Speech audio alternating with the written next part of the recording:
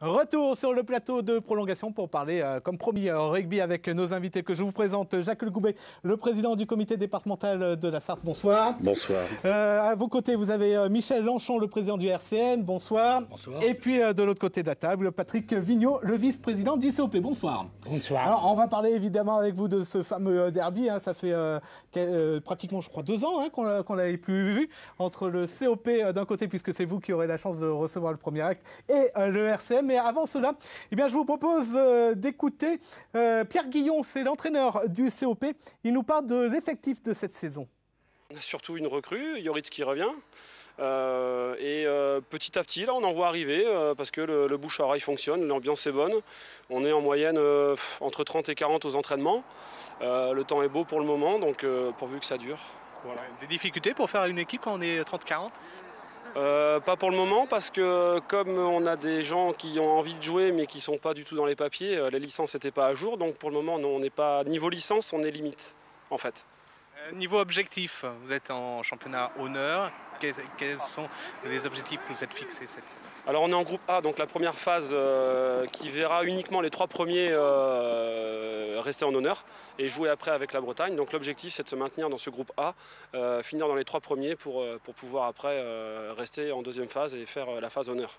Les gros morceaux, parce qu'à force vous connaissez entre vous. Les Sables et le RCM. Les Sables parce que c'est un club qui a recruté beaucoup de personnes, dont 2 joueurs qui viennent de Fédéral 1. Ils sont pléthores. Ils ont fait des matchs amicaux qui nous ont très surpris. Ils gagnent Trignac, ils ont presque gagné La Roche-sur-Yon. On y va dimanche d'ailleurs. On sait où on va là-bas. Et puis le RCM parce que c'est un club très bien structuré, qui redescend de Fédéral 3, qui a une expérience et que nous on n'a pas. Nous on surfe sur la vague de l'année dernière et le titre de promotion d'honneur. Mais pour moi c'est les deux gros de cette poule et je nous mets après au même niveau avec Nantes, Pornic et Clisson. Bon Patrick, c'est vraiment l'objectif, seulement le maintien ? On vise pas plus ? On ne vise pas plus, je pense que pour l'instant, non.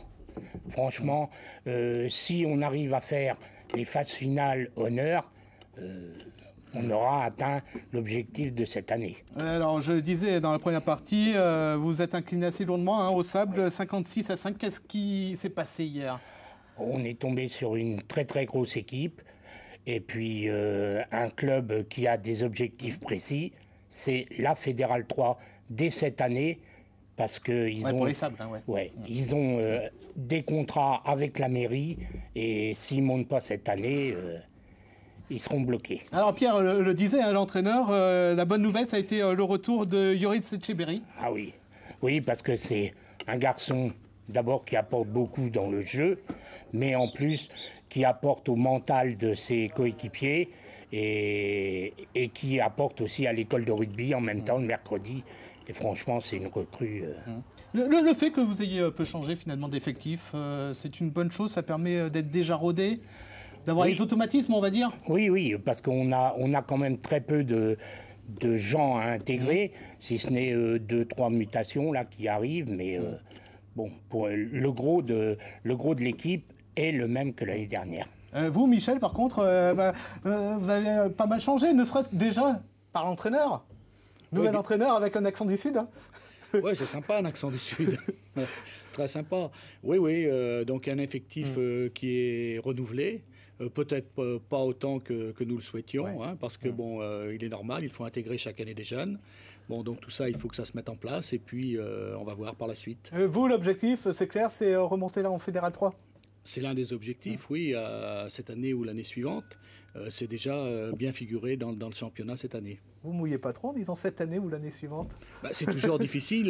Il n'y a plus de montée directe maintenant en Fédéral 3, même si on termine premier. Donc il faut passer par les phases finales du championnat de France. Donc c'est un peu plus compliqué. Je pense qu'il faut être prudent, oui. Ouais, de cette rencontre, on va en parler justement dans un instant avec le président du comité. Auparavant, on va écouter cet entraîneur, Bernard Miller, avec son accent du Sud. Il nous parle de ce derby dimanche prochain. Le premier pour lui.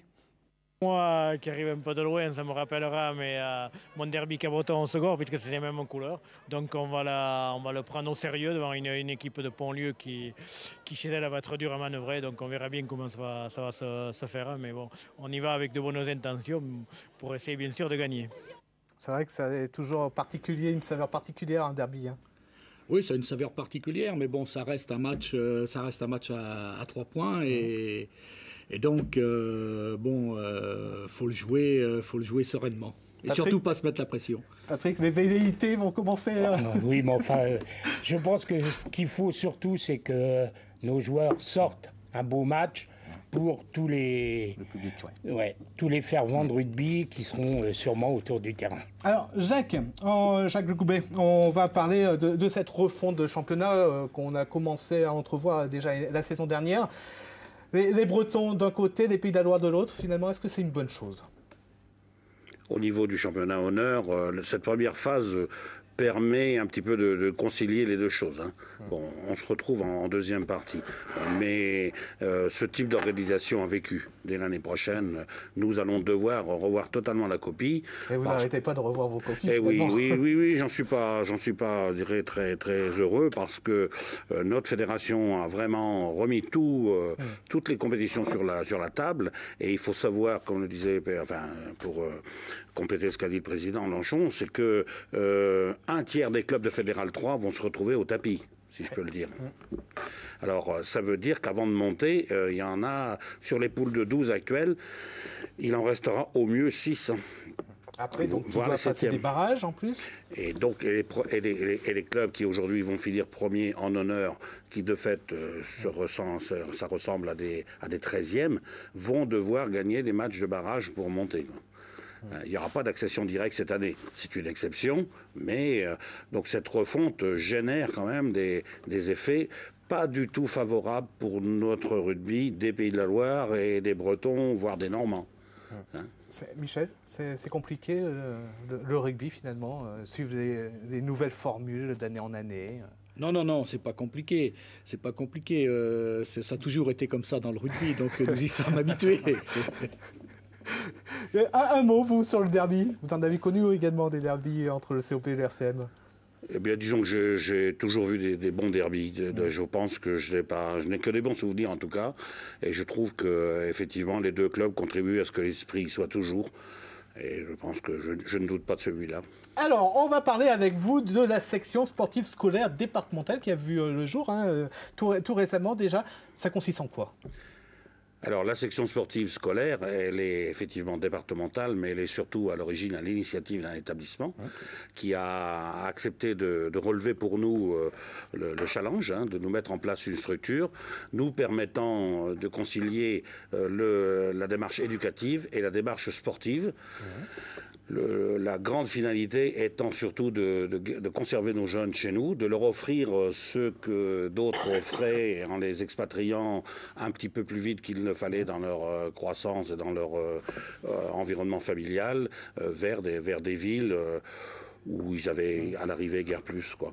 C'est en fait, si on peut traduire ça plus simplement, un pôle d'espoir départemental ? Oui, on peut l'apparenter à ça, oui. Donc il y a le COP, le RCM qui sont dedans, mais également la Ferté. Tous les clubs sartois sont représentés. Et même, je dirais, nous aurions pu accueillir quelques, puisque c'est d'abord scolaire, c'est d'abord un établissement scolaire, nous aurions pu accueillir quelques jeunes, je dirais, limitrophes. Donc ils vont être labellisés Sarthe, leur équipe, le nom de l'équipe ou... Alors l'équipe, c'est un petit peu particulier, parce qu'en fait, ils vont disputer deux compétitions. Une compétition scolaire, UNSS, dans le cadre de la section sportive scolaire. Donc ça, c'est plutôt en touche semaine, à Washington, disons-le tout de même, parce que je crois qu'on les a pas cités. Et dans le cadre, disons, des meilleures équipes, du meilleur niveau régional qu'on pouvait offrir à ces jeunes, dans le cadre d'un rassemblement, dont le RC Le Mans est le club support, mais qui est ouvert à tous les jeunes. Et je dirais qu'on a eu les premières satisfactions de voir ce groupe évoluer avec des jeunes qui sont revenus d'anciennes sections sportives ou de clubs ou autres. Et là, on a déjà vu des résultats très très encourageants. Je consultais cette liste des 20 gamins, 20 jeunes, et qui se partagent entre entre deux catégories, cadet et junior. Et il y a tout de même là-dedans, c'est bizarre, mais c'est comme ça, il y a tout de même 12 sélectionnés qui étaient déjà sélectionnés régionaux en junior et 6 en cadet. Donc, vous disiez, ils vont faire ce championnat UNSS. Le week-end, ils retournent chacun dans leur club ou ils restent sous... Ils se retrouvent essentiellement dans la structure de rassemblement, qui est celle dont j'évoquais tout à l'heure, hein, qui est donc Club Support et le RC Le Mans. Les jeunes de la Flèche, ils sont 3 ou 4 jours, retournent sur la Flèche, puisque la Flèche, avec le Prytanée, a réussi là également à se replacer dans un bon niveau de rugby, hein, qui est le niveau inférieur, les Flippono. Hein, là, cette entente, elle joue en Balandrade et en Tellière A, enfin bon, de meilleur niveau. Nous avions besoin de vérifier qu'on avait notre place, mais on la tiendra, quoi, je dirais, c'est sûr. Patrick, vous, c'est le problème. Hein, les jeunes cadets et juniors, vous en avez très peu. Oui, ça s'améliore, tous les ans. Mais oui, bien sûr qu'on est moins fournis que nos amis d'en face. Comment est-ce qu'on l'explique, en fait? On l'explique parce que notre école de rugby est encore jeune. Et vous savez qu'il faut des années pour... Alors petit à petit, on monte. Là, cette année, on a quand même déjà 6 ou 7 cadets, 8 ou 9 juniors. Bon, mais ils ont été formés à l'école du COP, donc ils viennent petit à petit... Et donc, en fait, pour l'instant, vous faites des championnats, une équipe commune avec le RCM. Voilà. On a des entraîneurs communs. Même de bon niveau, on a des bons entraîneurs et je pense qu'on va faire un beau championnat. Cette cohésion, cette entente, on va dire, pour les jeunes, ça fonctionne bien? Les résultats suivent? Enfin, les résultats, oui, sont probants, hein, comme le disait Jacques, sur les deux premières confrontations, Bien sûr, oui. Ça s'est terminé par 4 victoires, hein, 2 en junior et 2 chez les cadets. Bon, c'est quelque chose qui est mis en place, je dirais, à titre expérimental. Hein, c'est une opération que nous mettons en place sur 1 an, parce que l'objectif, c'est de voir ce que nous pouvons faire dans la Sarthe. Et je crois que vous parliez de derby, mais je crois qu'il ne faut pas que les deux clubs s'opposent. Hein, il faut plutôt essayer de mettre à moyen terme un partenariat. Vous me tendez la perche, hein, vous parlez d'expérimentation. Est-ce que ça veut dire que, allez, dans 2 ans, enfin, on va avoir une seule équipe, une grande équipe mancelle pour aller, pourquoi pas, titiller la Fédérale 2? Est-ce que c'est possible, Patrick? Oui, c'est sûrement possible. Un jour, peut-être qu'on y viendra, mais... vous n'avez pas l'air d'être trop favorable, vous. C'est-à-dire que nous avons déjà beaucoup travaillé avec Jacques Le Goubet, avec Guy Bonance, Guy Bonance, pendant un moment, avait fait son objectif de partir du comité départemental quand il n'y aurait plus qu'une grande équipe au Mans, et bon, on a encore du mal. Parce que vous voulez garder cette entité COP? Peut-être, oui. Mais est-ce qu'une équipe, juste une équipe élite, et à la limite, après, chaque club garde ses réserves, on va dire, c'est 2e, 3e, 4e équipe? Oui, c'est possible. Bon, Jean Saint-Pierre, Michel, vous êtes favorable, vous? Moi, j'y suis tout à fait favorable, puisque c'est moi qui vous parle de partenariat. Hein, mais bon, les choses, après, il faut qu'elles se mettent en place et qu'elles se concrétisent.